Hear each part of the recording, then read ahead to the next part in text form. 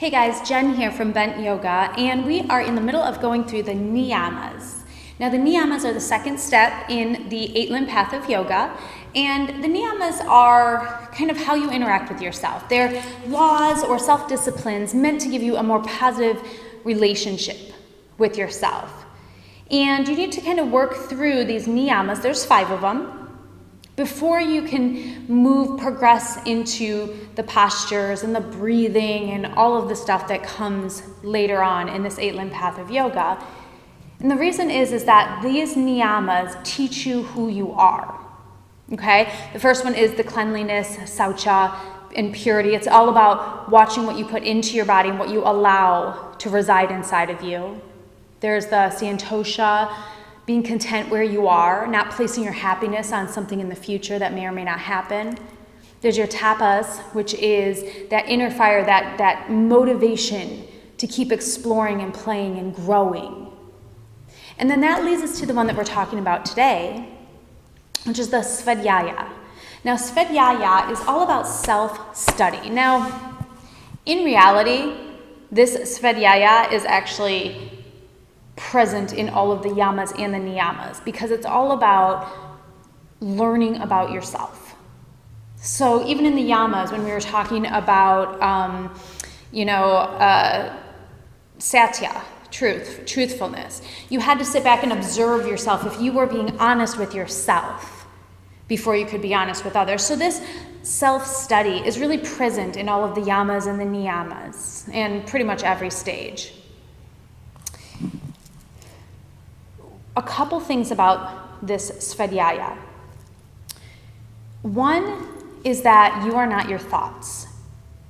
So simply observing your thoughts isn't going to be as comprehensive of a picture of you as observing your reactions to your thoughts. There's a difference there. If you observe your thoughts, it's one thing. Observing how you react to your thoughts is going to open up a whole bunch more knowledge for you on yourself. For example, this self-study, it can help you to understand your passions. It can help you to understand what motivates you, what demotivates you. If somebody talks to you this way, does it put light a fire under you, or do you give up? If somebody talks to you that way, what about that? Sitting back and watching how you react to your thoughts, that's key. That's key. Because that's how you can start to change the reaction. The thoughts may or may not change. The external world may or may not change. But how you react to it, that's what you need to figure out. If you don't know where you're starting from, if you don't know what rubs you the wrong way, if you don't know what triggers you to do this or to do that or to do that, how can you steer yourself along this path? You have to figure out what motivates you, what inspires you.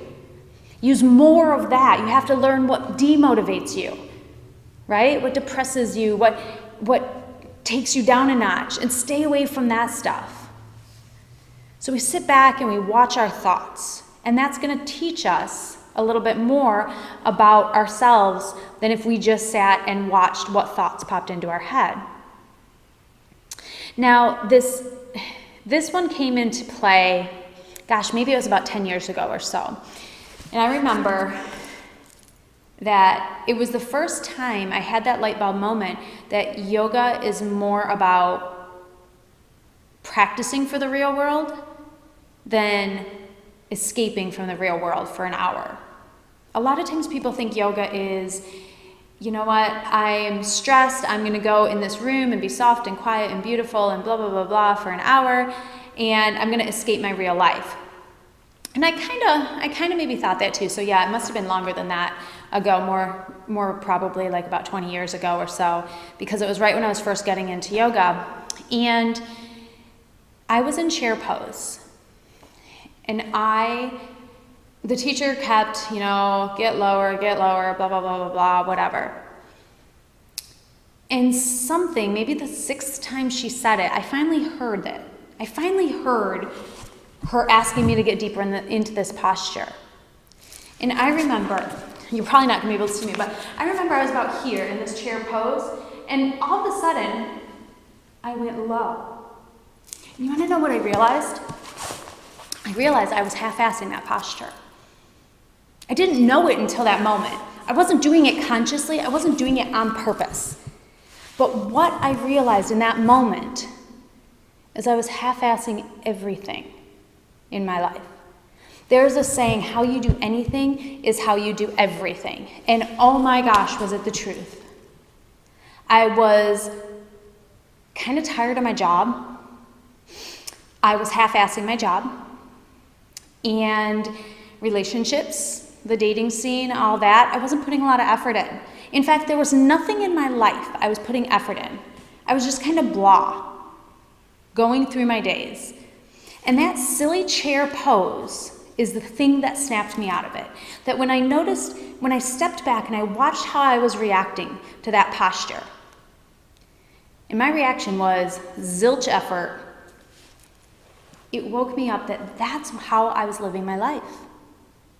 You can learn so much by watching how you do postures on your mat. Do you take a break? Not only do you take a break, do you take a break when you need one or when you want one? Do you go deeper? Do you go deeper when you need to or when you want to? Ego. When you figure out all of this stuff on your mat, it's amazing how it translates out into that world. How you do anything is how you do everything. So this self-study, this svadhyaya, is so important for us to take a moment to watch ourselves. Because we can't change, we can't grow, we can't advance if we don't know where we're starting from. If we don't realize we're half-assing, how are we going to ever break out of that to make change happen so that we're not? We can't. We have to know where we start from. We have to know where we're at. We have to meet ourselves in this moment before we can make change happen. And we can't meet ourselves in this moment if we're not aware of this moment.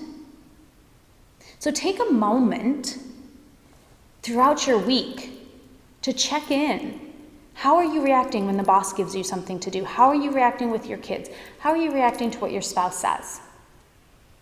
See if you can step outside that reaction and just observe it. And then reflect a little bit upon what was it that triggered me to do this? Which part of it? Was it the tone of voice? Was it the words used? Start to notice and reflect upon what parts actually meant something to you. What inspired you? What made you want to go out and save the world after watching something? This self-reflection, this svadhyaya is so important.